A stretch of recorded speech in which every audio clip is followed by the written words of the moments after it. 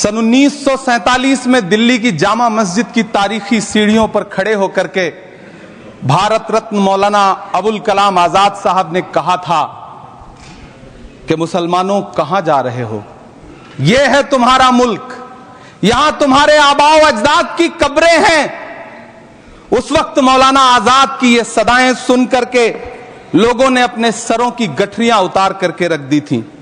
आज उसी दिल्ली में मौजूद देश की संसद में एक बिल आया है जो हमसे उसी जामा मस्जिद की सीढ़ियों के सबूत मांगेगा, जो उन्हीं सीढ़ियों के पास अपनी कब्र में सोए हुए मौलाना आजाद को फिर से कब्र से सदा देनी पड़ेगी कि ये जो कब्र है वो मेरी कब्र है, ये किसी सरकार की जागीर नहीं है। सभापति महोदय, मैं जहां खड़ा हूं इसी संसद भवन के सामने सड़क के उस पार अपनी कब्र में सोए हुए भारत के पूर्व राष्ट्रपति फखरुद्दीन अली अहमद की कब्र है। शायद अब उस कब्र से भी सदाएं आए कि ये कब्र मेरी कब्र है, ये सरकार की जागीर नहीं है। सभापति महोदय, मैं वक्फ कानूनों में किए जा रहे संविधान विरोधी बदलावों के खिलाफ बोलने के लिए खड़ा हुआ हूं। संविधान का आर्टिकल 14 हो, 29 हो, 30 हो, चीख चीख कर कहता है कि देश में सब बराबर के हकदार हैं। आर्टिकल 26 कहता है कि सबको अपने अपने मजहबी कामों के लिए मंदिर, मस्जिद, गिरजाघर, गुरुद्वारों का निर्माण करने का हक है और उसका रखरखाव का भी हक है।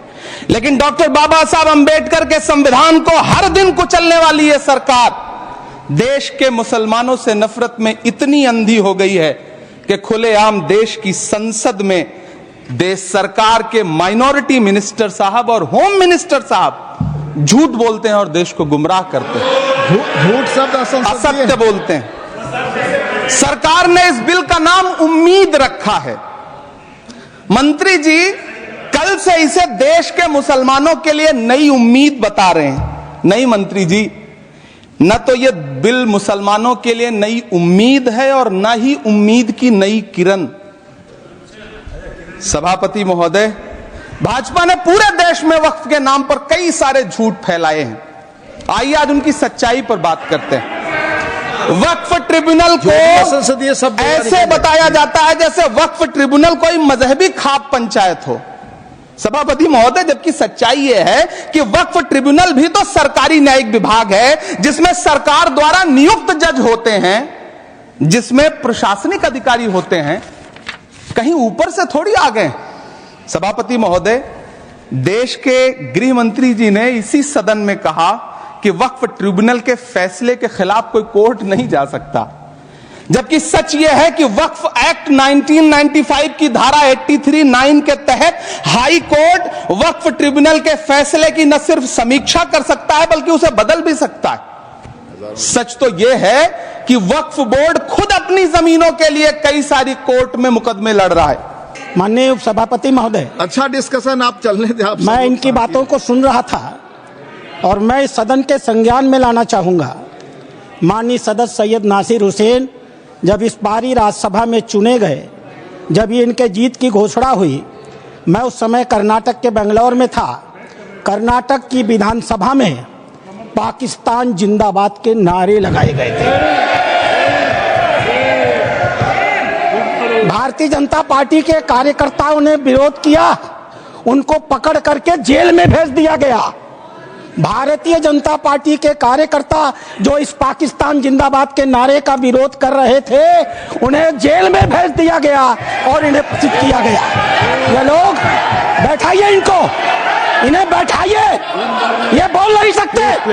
बैठ जाओ, बैठो, आपस में बात नहीं, प्लीज प्लीज आप बैठो, बैठो प्लीज, प्लीज आपस में बात नहीं, आपस में बात महोदय, आप चेयर को संबोधित करें। हम नहीं, चेयर को संबोधित करें। सभापति महोदय, प्लीज आप चेयर को संबोधित करें। सभापति महोदय, आज देश के लिए गौरव का दिन है।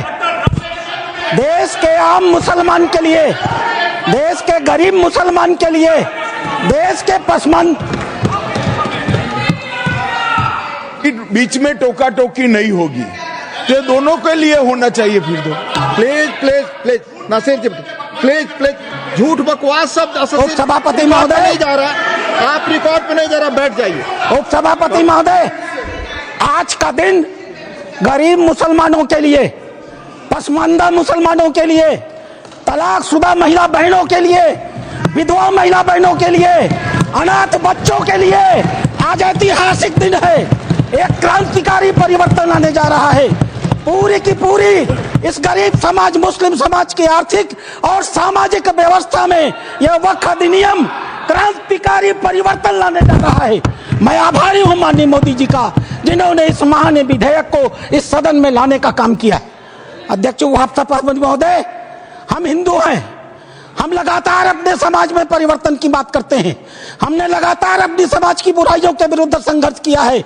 इतिहास पर गवाह है, हमारे यहाँ सती प्रथा होती थी, हमने सती प्रथा निषेध अधिनियम लाया। हमारे यहाँ बाल विवाह होता था, हमने बाल विवाह निषेध अधिनियम लाए।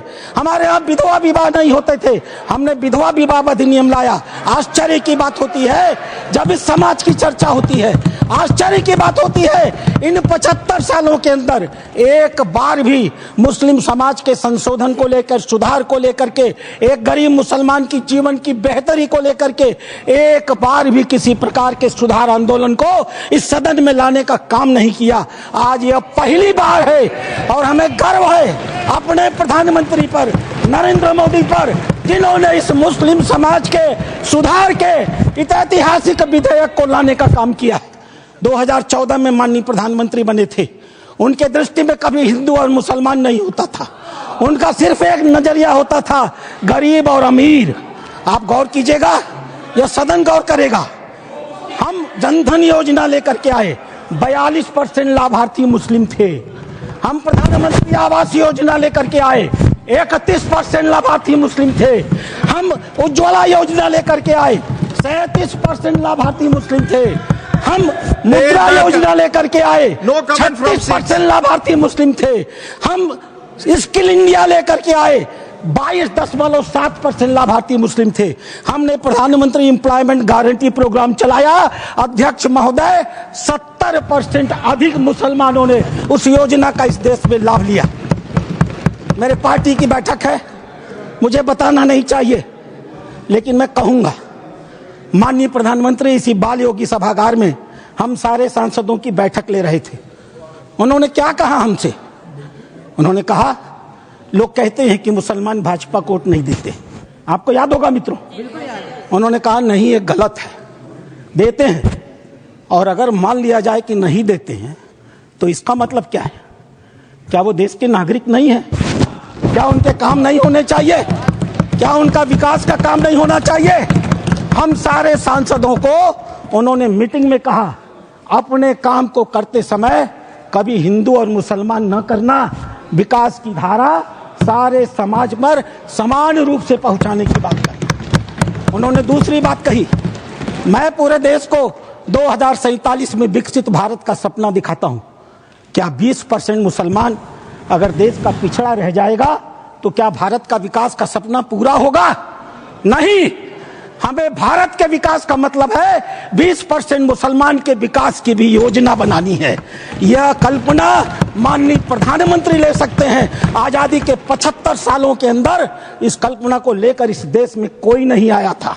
और तीसरी बात उन्होंने कही, सरकार के, और सबसे महत्वपूर्ण बात है, सरकार के स्तर पर सरकार जो कुछ भी कर सकती है मुसलमानों के जीवन की बेहतरी के लिए हम करने का प्रयास करेंगे, लेकिन मुस्लिम सामाजिक संस्थाओं की भी रोल होनी चाहिए।